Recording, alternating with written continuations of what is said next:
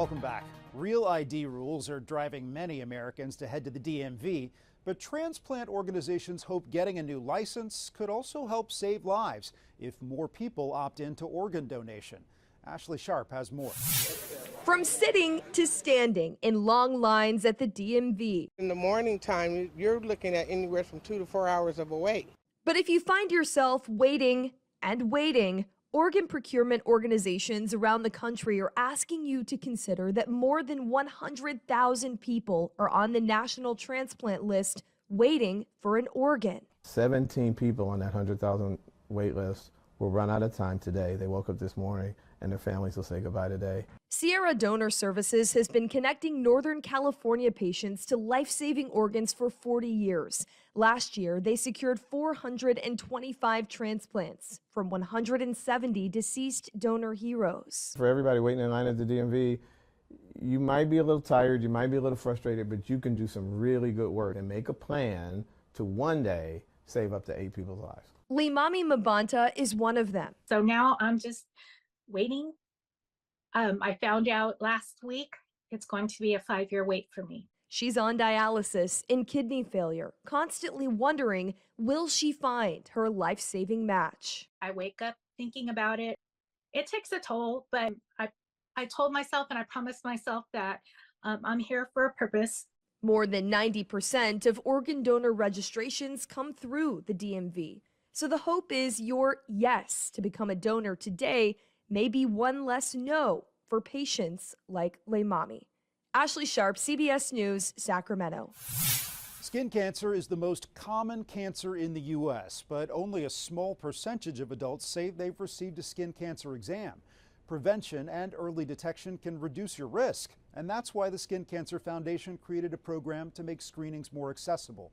CBS News Chief Medical Correspondent Dr. John LaPook takes a closer look. Rainy, dreary spring weather didn't stop New Yorkers from lining up for free skin cancer screenings at this RV mobile site just blocks away from the Empire State Building.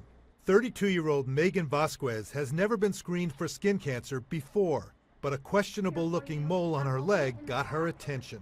Have you ever had a problem with your skin? Vasquez has health insurance, but says skin cancer examinations were never top of mind. I just noticed that the mole has had a darkened spot within the last year. Don't point me in the right direction. I just haven't been able to have the time. So when I saw that this was going to be here at 8:30 in the morning, I was like, yeah, that's perfect. I'm available at that time. The screening RV is part of the Skin Cancer Foundation's Destination Healthy Skin program. Launched in 2008, it brings skin cancer screenings directly to communities where access to a dermatologist may be limited. This year, the RV will visit at least 30 U.S. cities in at least 20 states, with volunteer dermatologists offering full-body skin exams and education about skin safety. Our program here is all about saving lives and finding cancer early. Dr. Deborah Sarnoff is president of the Skin Cancer Foundation.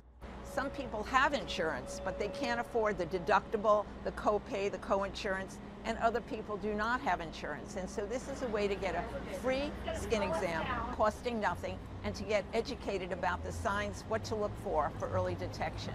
Because most skin cancer can be cured when diagnosed and treated early.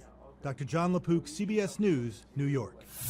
The nose is one of the most sun-exposed parts of the body and therefore prone to skin cancer. But removing cancer can be quite disfiguring. As Dr. Malika Marshall explains, surgeons have found a creative way to make those patients look good as new. Jean Marie Finocchio was a typical high school sun worshiper. It was bad. You know, I had very bad burns. I always burned. But for more than 30 years, she's been covering up. I was always the one under the blanket, under the umbrella. So it came as a surprise when 2 years ago, the 61-year-old noticed a small white patch on her nose. Basal cell carcinoma, the most common form of skin cancer. After 4 procedures to remove the cancer, she was left with a gaping hole.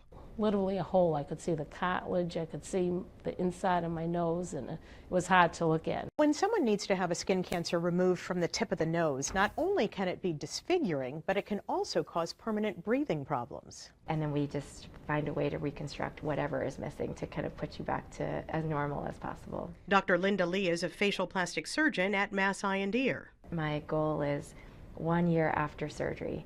Your cancer's cleared, you've finished your reconstruction, you're sitting in a brightly lit room like this, and people talking to you don't notice your scars. To achieve that, Dr. Lee borrows skin from the forehead and attaches it to the tip of the nose, where it remains for several weeks. At the beginning, you almost have a little hose giving your skin graft blood supply, and then after it's survived and it's happy, then you can take that little trunk of skin and just actually, in a second little surgery, we just throw it in the trash. I think at the beginning it is very scary because you look weird. In the end, patients usually are happy they went through it. Jean Marie sure is. She said there was practically no pain, and friends and family are amazed by the results. Amazing. They're like, I can't believe you have that. You know, you grew a nose is what they said, you know. And most importantly, she's glad to be cancer-free. Dr. Malika Marshall, CBS News, Boston.